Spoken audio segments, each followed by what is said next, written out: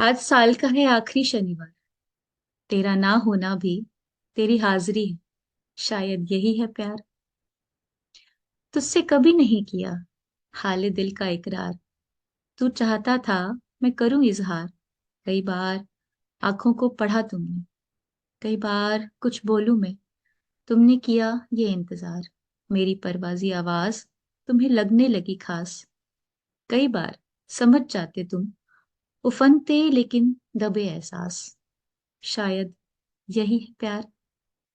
तुम्हारा सच की परत चढ़ा झूठ मेरे बुलबुलाई अरमानों से।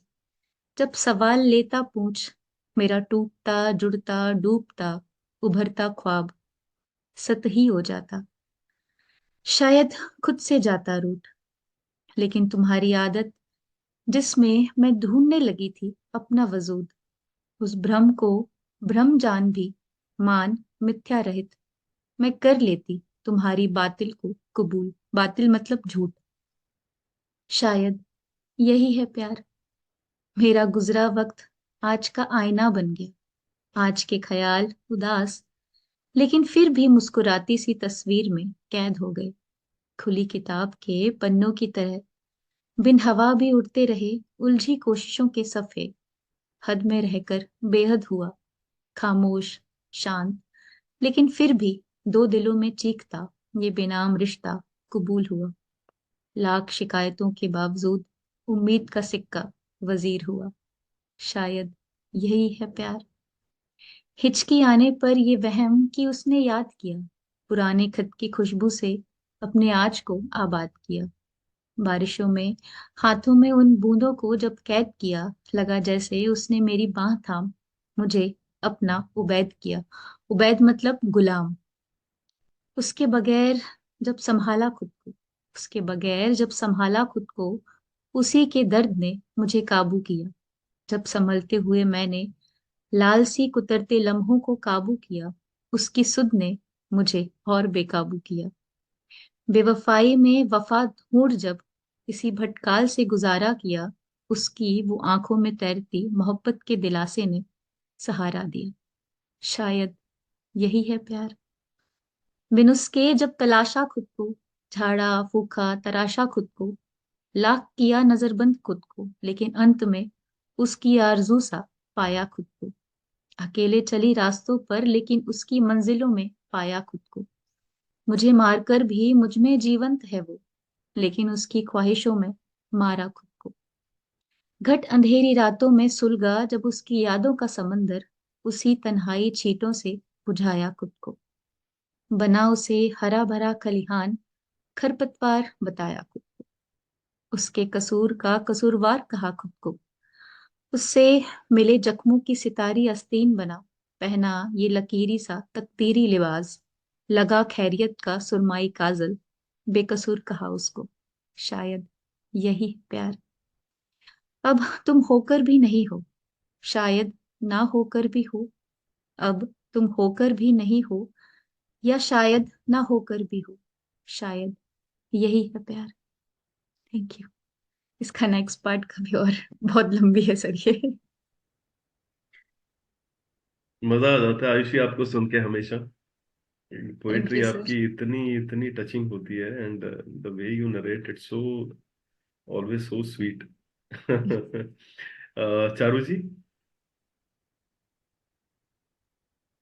बहुत ही बढ़िया। आपने शब्दों का चयन, एक एक शब्द जो आपने चुना बहुत ही सटीक, और जो आपने साल का आखिरी शनिवार और की मौजूदगी में भी ना मौजूदगी का जो एहसास दिया, जो भ्रम पाले हुए हैं उन भ्रमों के लिए बहुत अच्छा आपने बहुत बढ़िया कविता लगी है और पहली बार सुना आपको। और जिस तरह आपका डेडिकेशन है उधर बच्चे को सुलाकर और अपने पैशन को साथ साथ फॉलो कर रही हैं, और ये बहुत बड़ी बात है कि एक मदर के लिए ये अपने पैशंस को साथ साथ फॉलो करना, अपने लिए भी जीना, it's a big thing which you are doing and I really appreciate it thank very you so very. Much ma'am. Charu ji, ये बात एक्चुअली मैं बोलने वाला था आज। She is so passionate, and मेरे ख्याल से ऑलमोस्ट 1.5 साल से ज्वाइन कर रही हैं। 1.25 साल से आयुषी हमारे को। And she is so passionate, so passionate.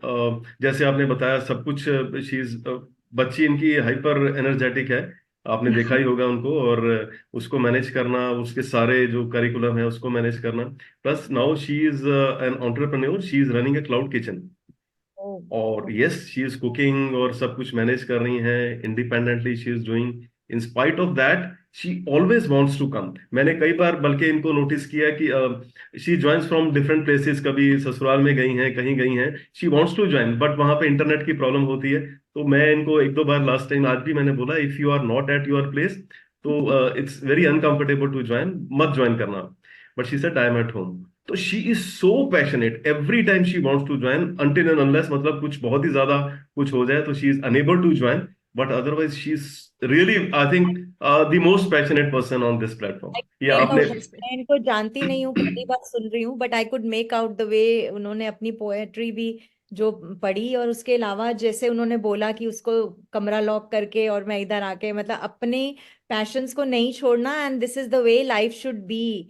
Your duties are ma'am your कुछ चीजें आपको, इड्यूटीज, इतनी भागती हुई जिंदगी में आपको कुछ चीजें जिंदा रखती हैं, वो है ये मेरी राइटिंग। That's so true. इस You should live परिवार को for मैं नहीं yourself too. छोड़ती। ऐसा नहीं है कि सबके लिए हम एज अ वुमन हम जीते हैं, अपनी रिस्पॉन्सिबिलिटीज करते हैं, but for you have to live for yourself too, and that's the most satisfying experience. You should continue doing that. Live for yourself. So much and ma'am. Charu ji, every Tuesday morning on the morning show DD National, she इनका एक छोटा वो episode आता है, तो she is always there. आप DD National पे सुन सकती हैं इनको, उनके यूट्यूब पे सब अवेलेबल है। Good amazing follow. Amazing, and she is an amazing amazing human Very well. Being. Kanchan. Arshi, मुझे लगता है मुझे आपसे बहुत सीखना पड़ेगा। जिस तरह के शब्द आपने चुने, जिस तरह से आप फ्लो में लेके जाते हो, तो I am glad I heard you for the first time, and I thank can't you comment, you are very good, very so good. Much ma'am. So I learn from you. Thank you so much Ayushi.